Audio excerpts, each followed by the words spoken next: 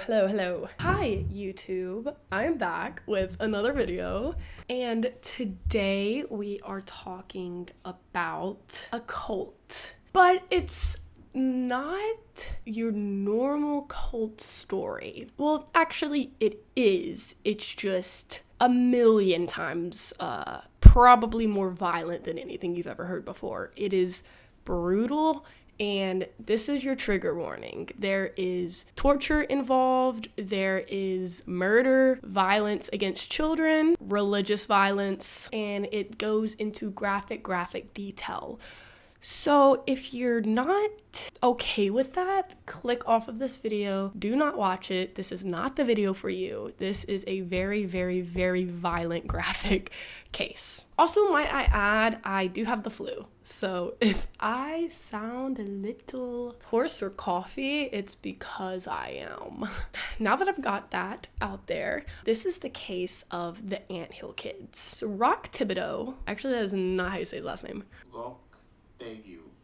Roch Thériault. I'm only going to be really using his first name, so Roch Thériault, the man that is the center of this all. Roch was born on May 16, 1947 in Quebec, Canada. His parents were French-Canadian, and he was 2 out of 8 kids. He was often described as very intelligent, outgoing, eager to learn, and charismatic, which does not surprise me at all. He grew up to be a cult leader, so that's kind of a given. He did drop out of school in 7th grade, whenever he was only around 13 years old. I don't really know why his parents just allowed him to leave without keeping him in school, without interfering, but it happened. And unfortunately, there's not a lot on Roch's childhood, which is very unfortunate because this is definitely a case where you would want to know about Roch's childhood.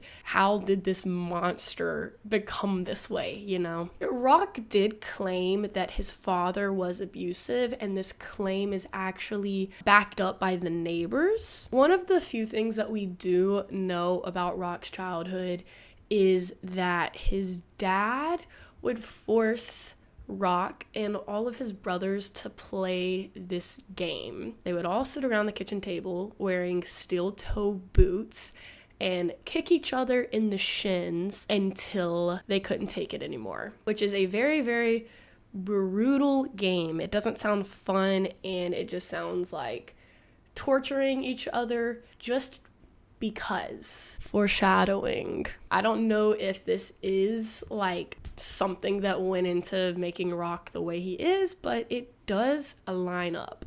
Another thing that Roch's dad forced Roch to do, and Roch hated this. His dad was a part of the Roman Catholic Church, and he was actually part of a religious organization called Meadows. And this organization has been referred to as perhaps one of the most extreme conservative political religious organizations in the Quebec Church. His dad actually made him go door to door campaigning for this cult or denomination or whatever you want to call it. And Roch hated this. Roch got bullied for it. Roch grew a deep hatred, not only for this religion, but just for religion in general, which is a very ironic start to someone who grew up to be a cult leader. So on to his teenage years. These were the years that Roch really began to refine the cult-like skills that he had. He was very popular. He was a ladies' man, which, really? He was a smooth talker. He was the leader in whatever group he was in.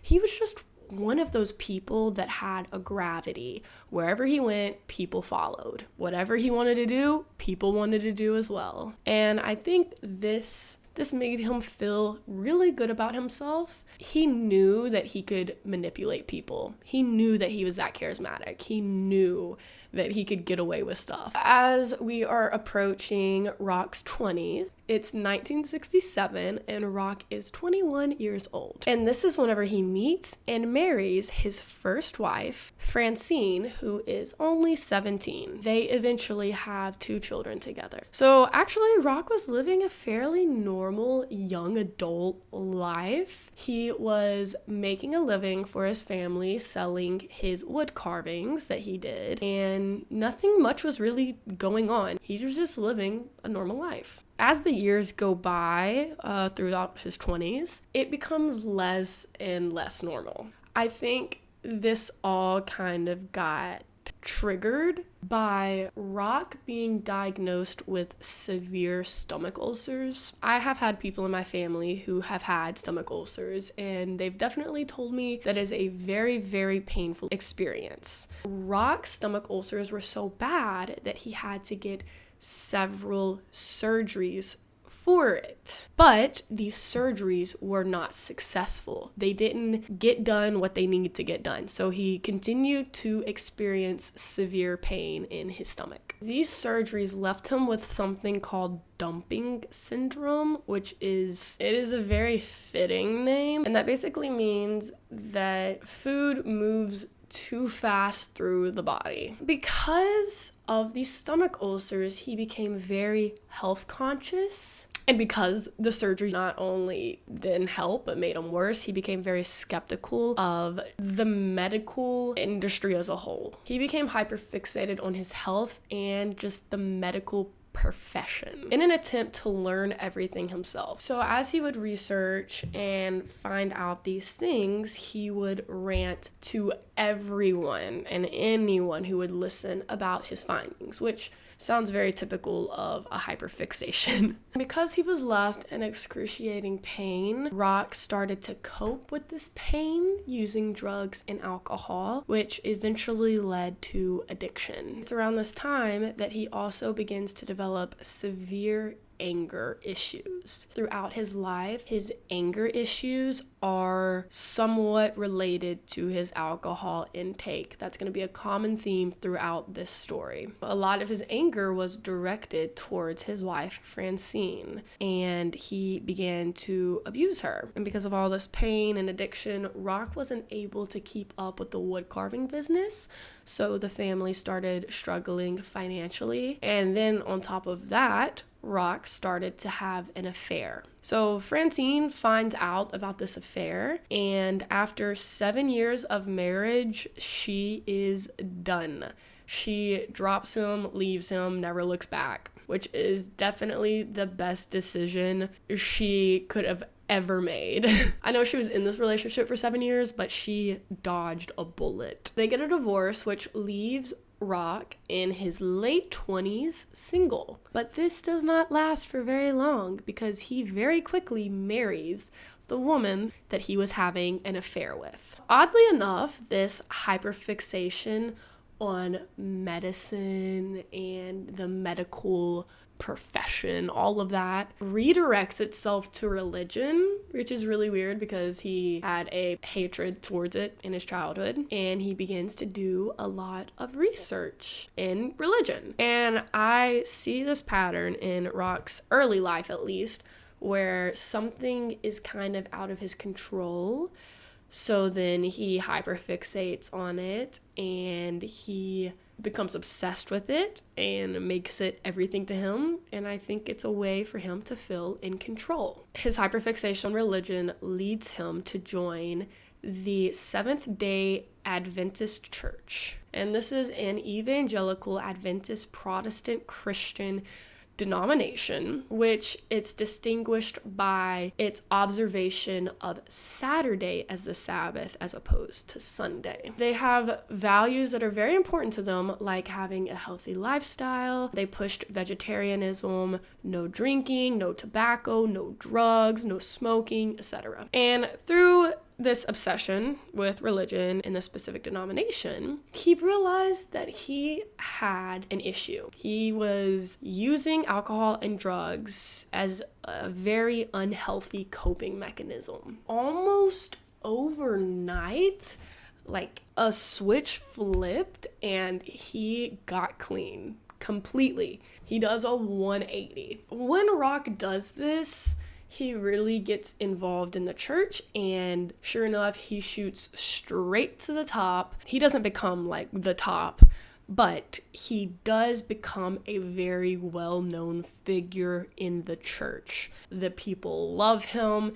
He starts preaching, and he starts to get a following. I feel like if you're a part of a church, or you've ever been a part of a church, there's certain pastors that certain people like more, and there's certain pastors that people do probably listen to and take way too seriously. It wasn't anything cult-like yet, but it was definitely the beginning. It's kind of like moving into unhealthy religion, you know what I mean? Ironically, he starts campaigning around town for this church, which I think is so funny. It's just full circle. Like, he hated religion because of his father forcing him to campaign, and now he's campaigning himself as an adult.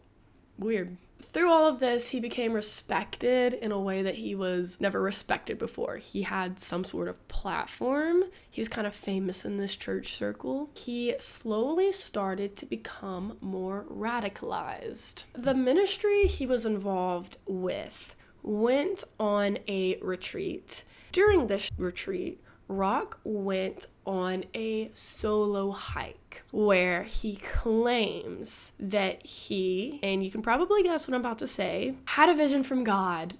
Never heard that one before. This was kind of like a turning point for Roch. This is kind of the defining moment of what like projected his future cult. It was kind of like the foundation for it. This was 1977. He claims that he suddenly saw lightning up in the sky and heard God's voice saying that the area on which he stood was holy. Roch believed that this vision from God meant that he was a messenger for God, that he was a prophet, basically. This is something he then began to obsessed with. He told everyone who would listen how he had a vision and he is now a messenger from God. He also starts spreading the news that the apocalypse is coming, which is very typical cult behavior, doomsday cult. Car sa puissance de sa colère va tout détruire ce que votre œil peut voir maintenant. So you can already see the strong beginnings of a classic doomsday cult. He also proclaimed that he had powers to heal people. I feel like this idea came from his obsession with medicine. He was very eager to put to test his newfound healing powers. And he begins to low-key search for someone that he can heal. Eventually, someone who really liked Roch, went to all of his sermons, loved hearing from him, trusted him a lot, confides in him about his wife's cancer diagnosis. Roch then tells him to bring his wife to him because he could heal her of cancer. This lady is named Geraldine. She was in the hospital getting professionally treated for leukemia. Her husband gets her and brings her to Roch's healing clinic, where he prescribes her grape juice and organic food. And of course, he claimed that this prescription would heal her of cancer. Obviously, it didn't work, and Geraldine, in fact, did die of cancer. And now his followers are kind of confused as to why Roch didn't do what he said he could do. He said that he was a healer, and the one person he tried to heal died. Roch thinks quickly and tells the people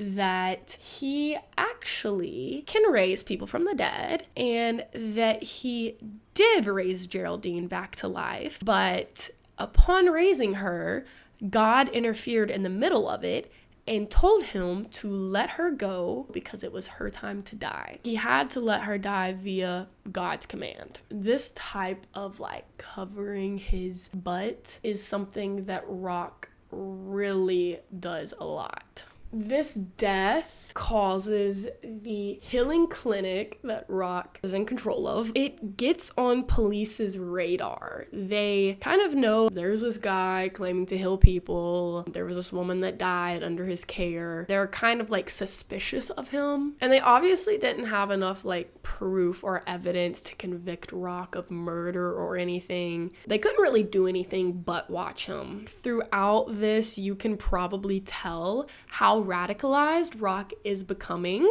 saying that he can heal people, that he can raise people from the dead. Ironically enough, I have also been a part of a church that says that they can do the same thing. I'm not a part of it anymore, but very radicalized. This type of ideology is just way too radicalized than this church is okay with. It also seemed that people started to have very extreme feelings for Roch. They either loved him, like really, really loved him, or hated him.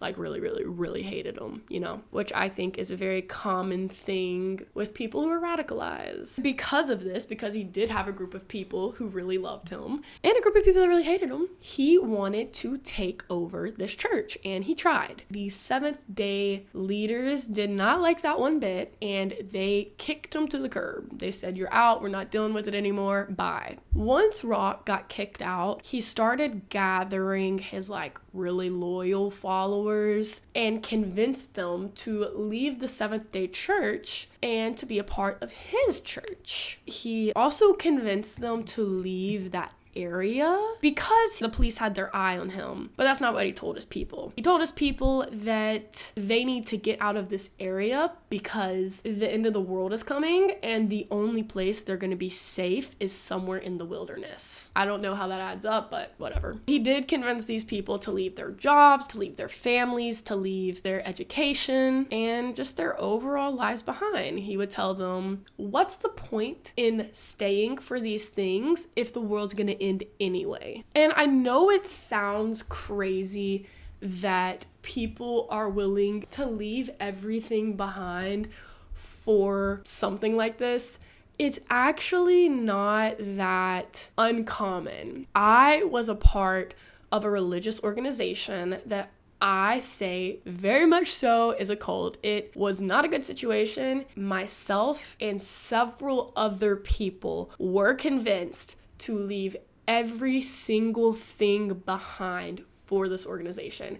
And I think I'm a very intelligent person. Luckily, my family was like, no, you're not doing that. You have scholarships, go to college. They didn't let me, thank God. But I saw several other people leave their entire life behind. Everything. People that I consider very, very, very smart people. People who are very emotionally intelligent. This has nothing to do with the intelligence of someone, and it has a lot to do with how manipulative the cult leader is and the power dynamic that comes in a religious figure. I just wanted to put that out there because I feel like a lot of people are like, I would never be a part of a cult. Why did they go? It's not like that simple. It's not like the cult leader's coming up to you and being like, I am a cult leader, follow me. Like, no one's gonna follow him then. It was somewhere around 9 women and 2 men that followed him. Also, there was about 10 children, ranging between the ages of 1 through 15. And obviously these children were forced to go because their parents went. That really sucks. At first, they just traveled around Canada trying to find a place to settle. And as they were all traveling together, Roch became even more radicalized and started preaching and pushing these radical beliefs on his followers, teaching the doomsday ideology. He instilled into his followers' mind that the end of the world would happen on February 1979, which was only a few months away. In order to survive the apocalypse, they needed to find a home fast. Under Roch's rule, that's the only way they're gonna live. Eventually, they found a mountain, and Roch named this mountain Eternal Mountain, and that was their home base. It was actually located in the Gas Peninsula, Canada. It's completely rural. There's nothing around it for miles and miles and miles. Once they found a home, Roch directed his followers to start building.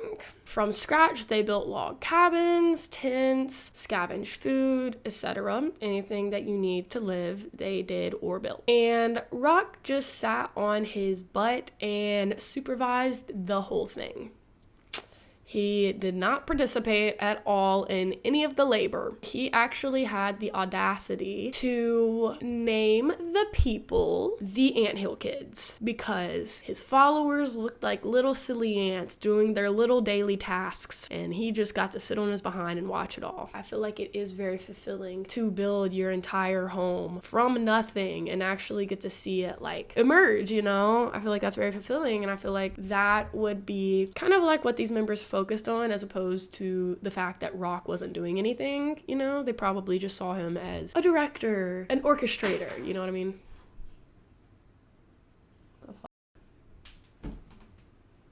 A weird little noise. He also rationed the food for everyone but himself, which I would just like to point out. Whenever I was in a cult, the cult leader did the exact same thing. It was during this time that he made his followers wear uniforms. He gave all of his followers new names, which is very, very manipulative. Both of these things are stripping a person of their identity, especially giving someone a new name. Like, your name holds a connotation to it. It holds value to you, to the life events that you've had.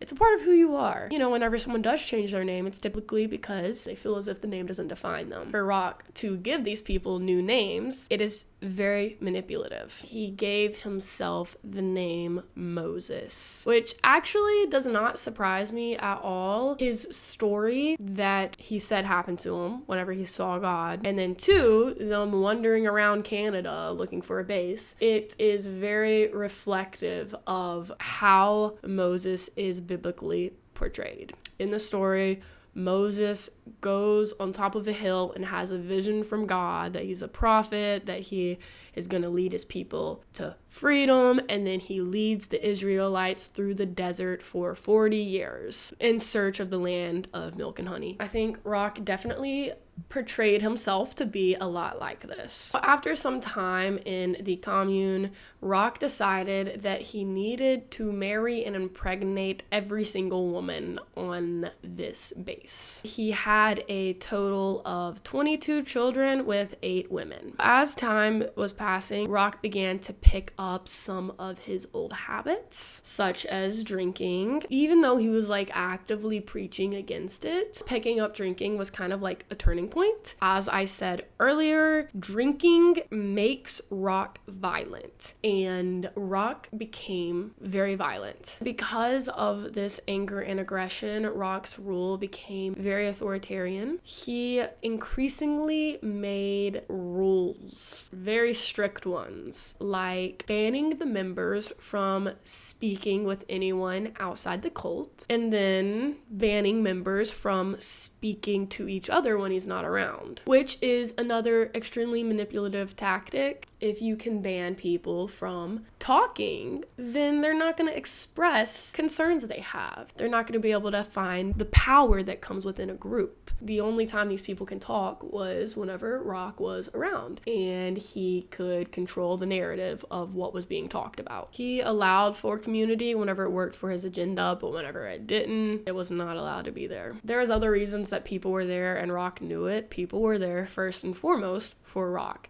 They believed that he was a prophet. They believed that the end of the world was coming. They believed in his vision. Secondly, these people had left everything, okay? They had nothing left. Nothing at all. They had nothing to go back to. If they left, where are they going to go? To the home they gave up? To the family that they abandoned? To the job that they quit? They didn't have anything. And Roch knew that. Roch knew that these people were not going to leave. So that's why he knew he could get away with enforcing these inhumane rules. The people were pretty much reliant on the cult for everything at this point. Like, this is their livelihood. On top of that, the end of the world is approaching very quickly.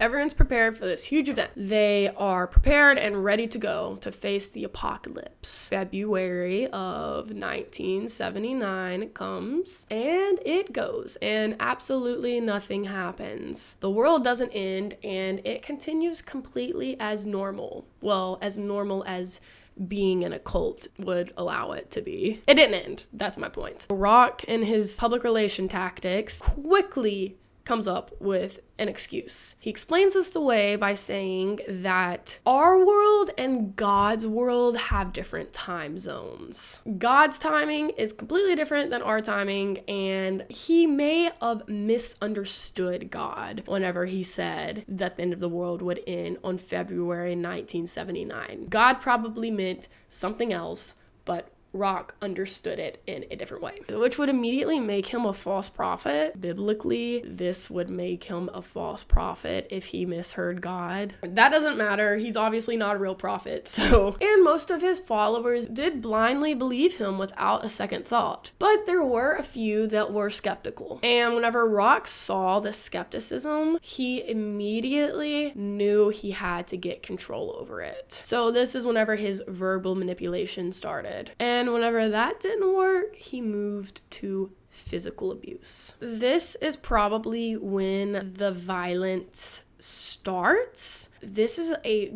good portion of the video. If you're not comfortable with violence, go ahead and skip to this timestamp.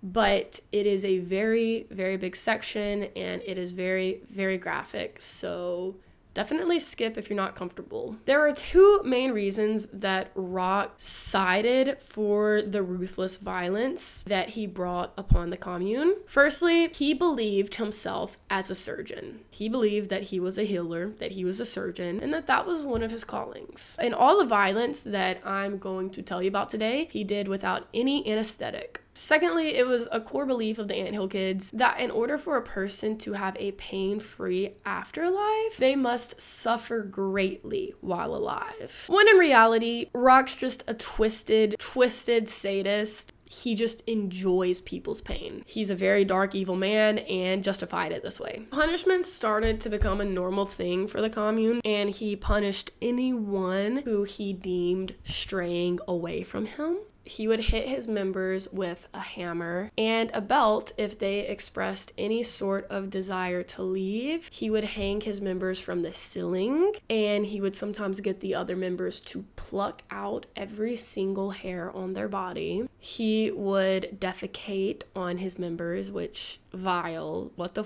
He liked to make members commit violent acts on themselves. So he would make them break their own legs with sledgehammers, sit on hot stoves, shoot each other in the shoulders, eat dead mice, eat feces. He would make them sit in the cold and beat them with whips. He would cut off each of their toes with wire cutters to prove their loyalty. And he would also do stuff to the children because he's a sick. He would sexually abuse the children. He would nail them to the tree and get other children to stone them. He also did show favoritism greatly to his own children. The children that had been forced in this commune, they definitely were not favorited at all. After Roch committed these violent acts, he would say that he did these acts in love. He would say that his sadistic acts were not murderous. Any accidental deaths or pain that he caused was very painful for himself as the leader. And he would often break down and cry and beg God to stop using him as the vehicle of wrath. We're going to time jump 3 years, and the cult has gone by completely unnoticed. Roch is getting increasingly more violent. It's a very bad situation. And a guy called Guy, he saw Roch in an article because at this time, the general public saw Roch as a sweet old mountain man. That's all he was. He was this nice guy who lived in the mountain and had a kind heart, kind of like Bob Ross energy, but if Bob Ross was like a camper in the mountains. We know that's not what Roch was at all. Roch is evil and sadistic. He's just charismatic. That's why people think that. Guy wanted to join the cult. From this article, he thought that it sounded like something that he would want to do. So he went on a grand search for this cult. He found it and he joined it. Guy was given the job of babysitter, but he was only allowed to babysit the kids that weren't Roch's. While Guy was watching these children, one of the children was 2 years old, named Samuel, started crying. And this baby wouldn't stop crying for whatever reason. And Guy's way of dealing with this problem was to beat up Samuel. He beat up this 2-year-old, and Samuel suffered substantial injuries, which is just terrible. Sometime after this beating, Roch notices that Samuel no longer can urinate, which is obviously a life-threatening issue, and Samuel should have been treated by medical professionals, but Roch claims to be one of those. So he takes it upon himself to give Samuel surgery and heal him. He proceeds to operate on Samuel using a pair of scissors. And you may be wondering, did Roch use any real anesthetic? No. But he did pour rubbing alcohol down Samuel's throat as a form of anesthetic. It's obviously terrible.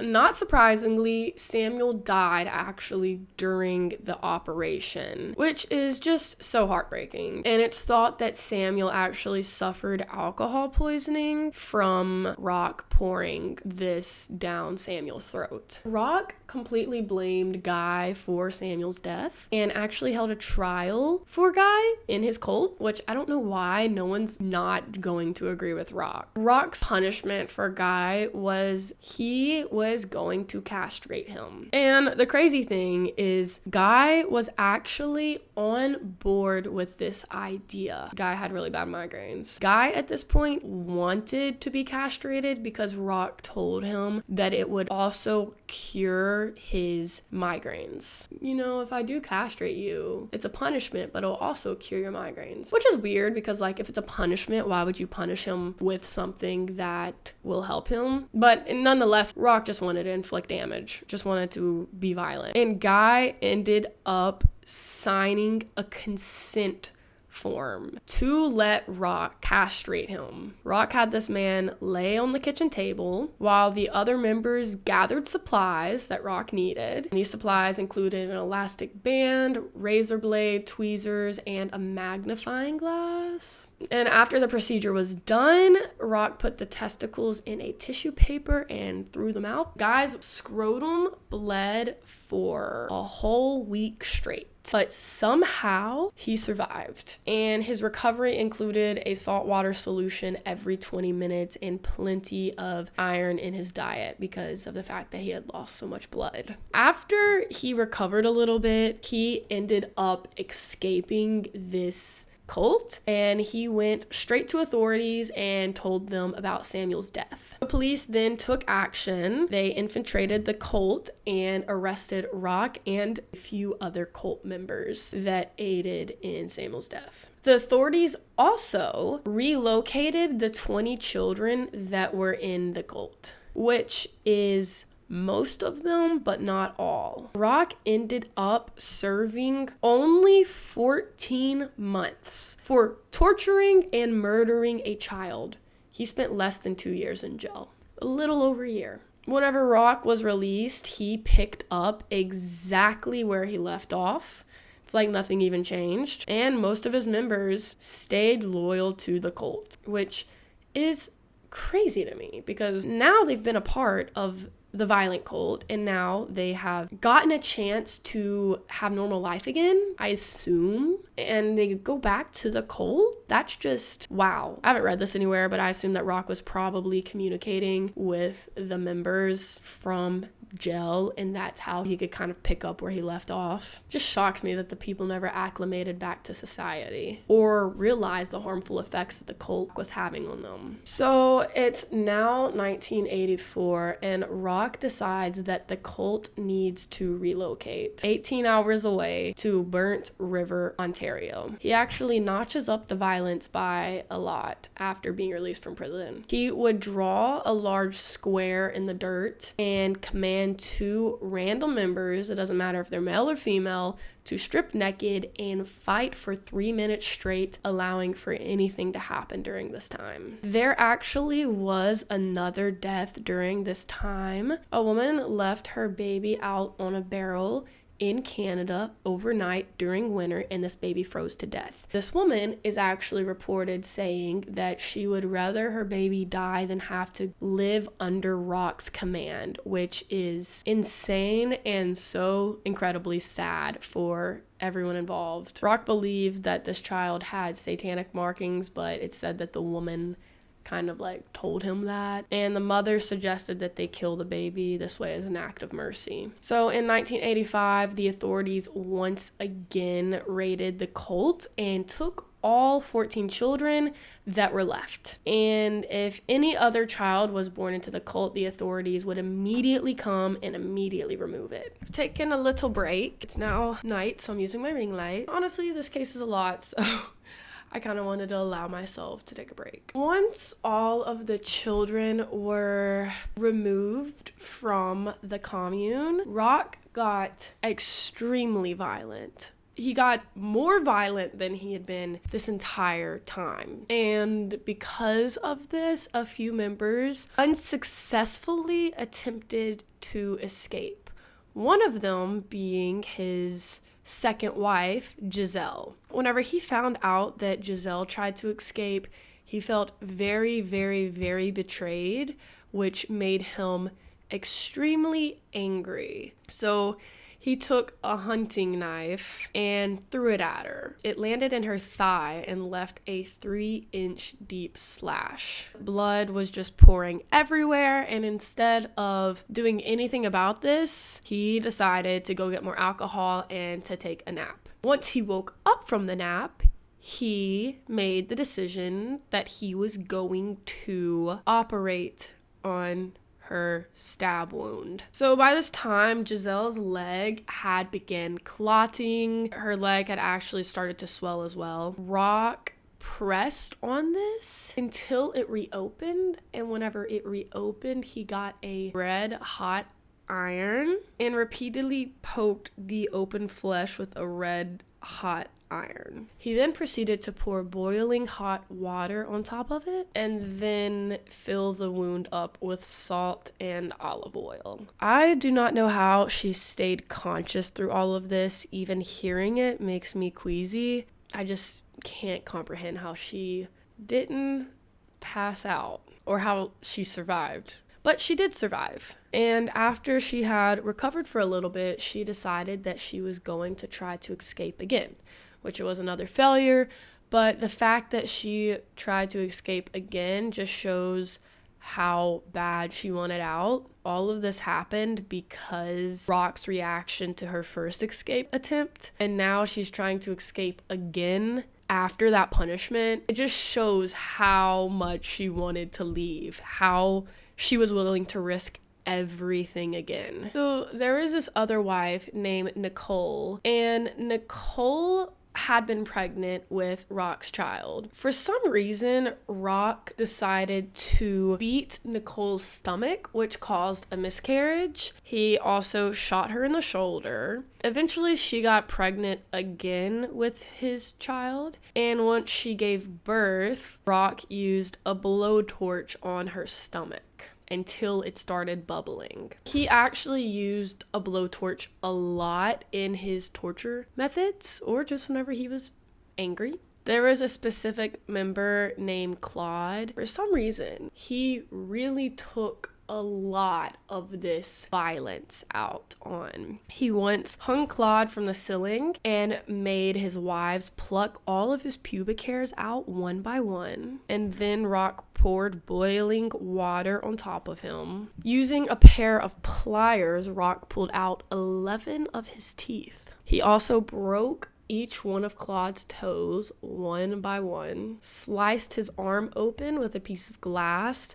and got one of his wives to break his leg with a sledgehammer. This is just a trigger warning on top of a trigger warning, because what I'm about to tell you next is very, very, very up. For some reason, Roch forced Claude to put a rubber band around his testicles and walk around with rubber band around his testicles all day. This caused one of his testicles to swell up to be the size of an orange, which was irreplaceable damage. And the next day, of course, Roch decided to operate on it. He cut into Claude's scrotum and removed the testicle, and then cauterized the wound with a hot iron, which is just so horrid.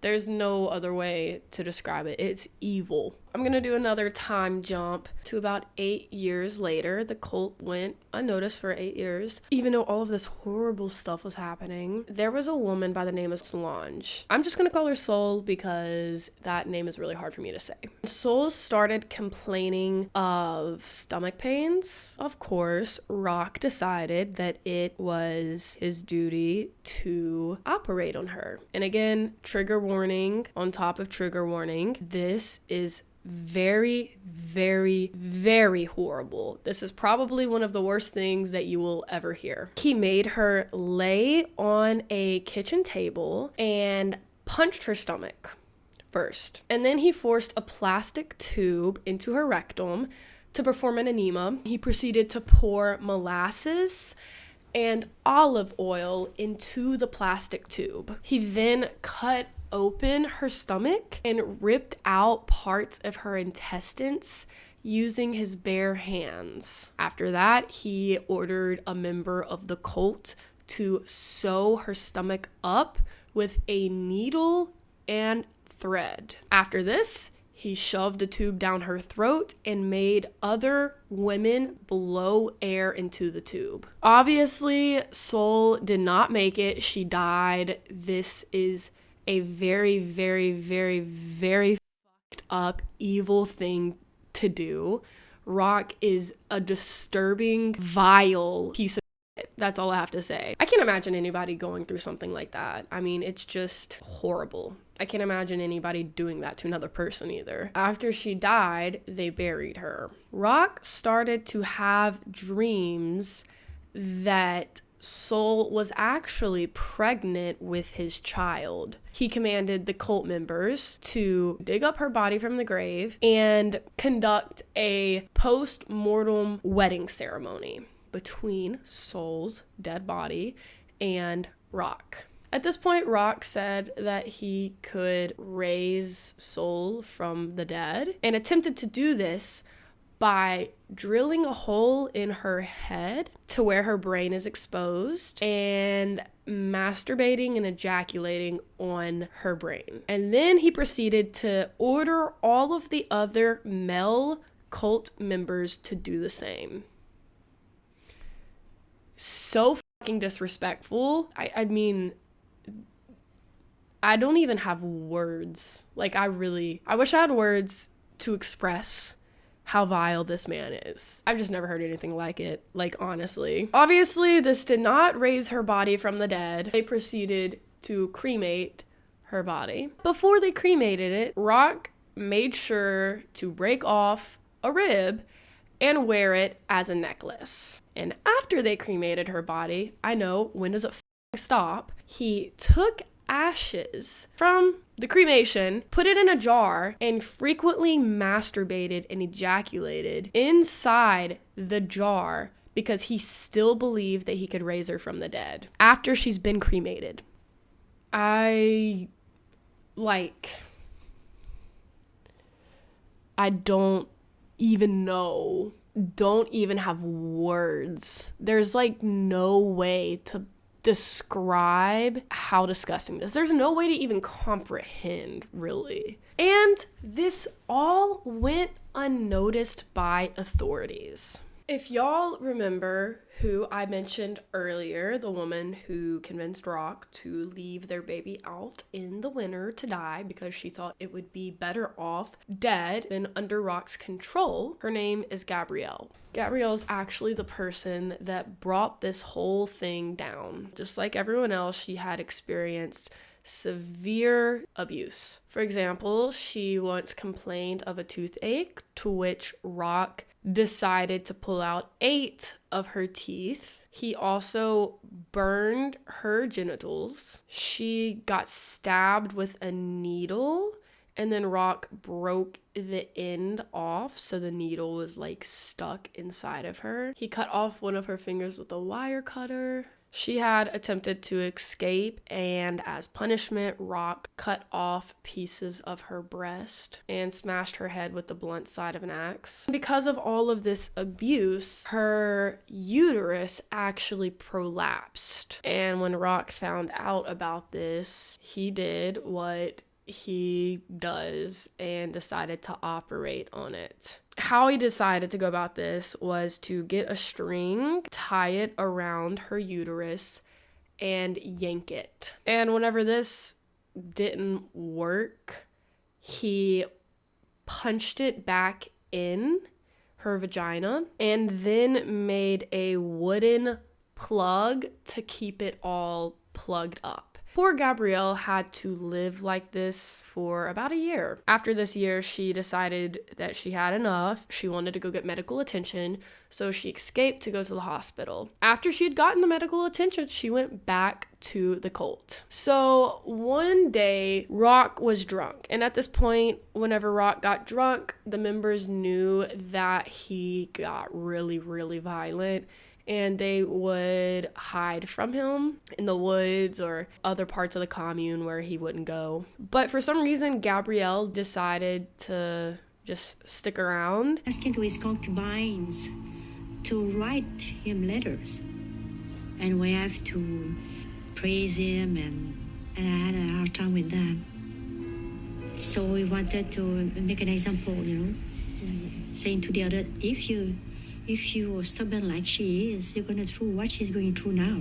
Whenever Roch saw her, he remembered that she had previously complained about her finger being stiff. Roch took her hand, put it on the table, and started looking at it, saying he was going to operate. Without her knowing at all, he grabbed a hunting knife and stabbed her hand into the table. She was left pinned there. He grabbed one of her hands, forced it down to their big wooden kitchen table, and took a knife and stabbed through the hand, basically sort of crucified her hand to the table so that she was unable to move with his knife going right through her hand. Roch did not unpin her. Instead, he took, a 45-minute break. He went and grabbed some alcohol, took a nap. Whenever he got up, he decided to start sawing her arm down to the bone. Took a carpet knife, sort of those hooked,